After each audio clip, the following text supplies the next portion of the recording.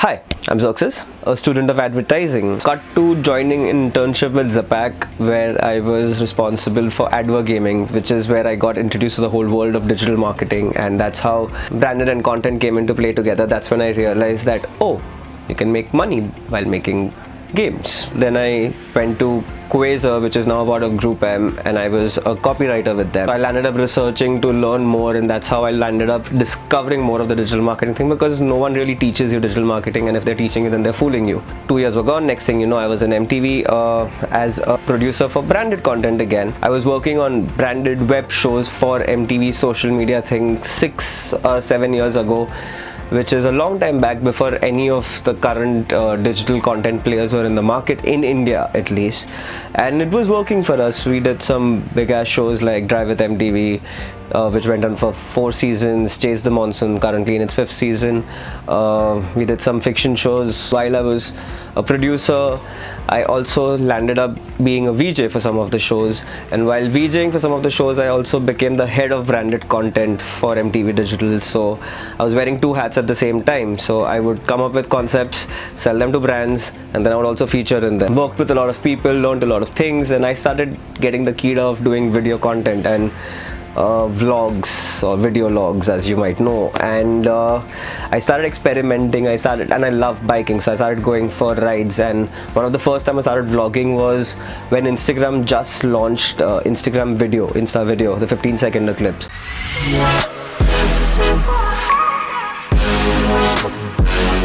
The digital marketing space, it's a very great place to be in, because you get to experiment and stuff, but at the same point of time, it's very easy to be taken for a ride over there, because clients think that because bhai hum digital shoot kar rahe to mobile pe hi shoot karte hoge, which means there's no budget involved, which means pay less, which means production house used to make ads for crores have to make it in lakhs, which means people have to do multiple things. It's a ripple effect of marketer and brand and production and client, etc. Where we are at now is that once upon a time those budget cuts were severely affecting things, but we've gone to a part where there are no longer production houses, there are production people.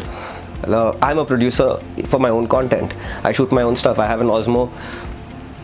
I use that. I have my own GoPro, I have my own rigs and everything, I have my own editing software, and I have my own page which has a decent amount of reach. So I am a content provider myself, and I do brand associations with brands. Sometimes it's barter, where I feature them in my videos and I get to stay in their resorts for free, or they pay me money to get featured in my videos.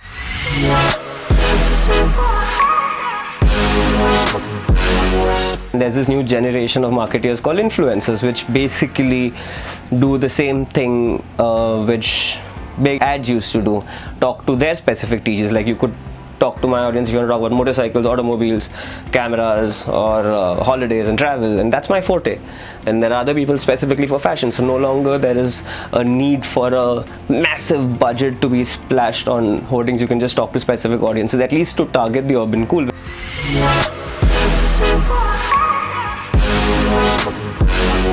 The point that I'm getting to is that digital is in its learning curve, and it's come to a very great point where the power is actually in the hands of the consumer a lot more than it ever was. There was once upon a time the whole push marketing, which used to be the thing. Now it's become about pull marketing. You're in a state where there's so many options and so many varieties, which is exactly where the brands are getting much smarter. Even brands have realized this is the best kind of advertising that they could ask for. It's a first person product usage review that's happening in a practical purpose, which is where this whole generation of influencers has just blossomed. Even Facebook as a platform is very effective in advertising directly as a brand, even if it's mass advertising, because the kind of targeting that it gives you, no hoarding or TV channel is ever going to be able to afford that kind of things. Honestly, we're at a better time where clients have, the older ones have retired, the newer ones have come in. They started talking about content being king. They're okay with subtle brand placements and not in your face. Right now we're blowing up. There's so many YouTube stars, there's so many Facebook stars, so many Instagram influencers, but eventually it's going to become a thing where automatically some of them will be weeded out, some of them will sustain, the bubble will burst and the good ones will remain.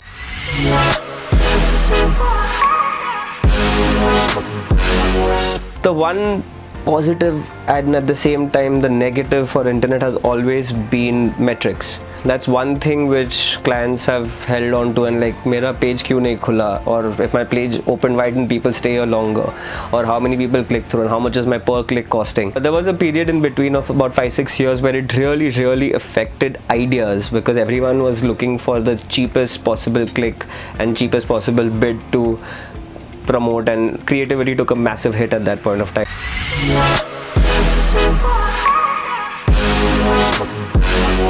That also brings me to the point where internet is slamming TV left, right and center, because now you have so many options. Entertainment on the internet has come such a long way, from your limited number of channels on the television to the whole wide world of internet where you have everything. We have Netflix, we have Prime Video, we have Webfare. We have this entertainment industry which is just booming for the web right now, and that gives a lot of small production houses, a lot of small directors, actors a platform to showcase their talent, and if they're good, they get picked up, they get blown up all over in a good way. And at the same point of time, it does obviously make a problem of plenty, where there's so much to watch and there's so much to consume that you often get lost, and you need to do a little bit of an inorganic push for your content to be able to notice.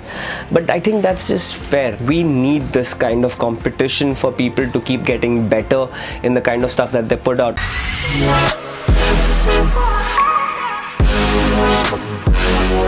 Webfare, which is this new platform that's trying to make web entertainment a lot more accessible. It's bringing together creators, collaborators to explore opportunities between brands and networks. So I'm really excited to see where we're headed with this and how this evolves further into the whole sphere of web entertainment.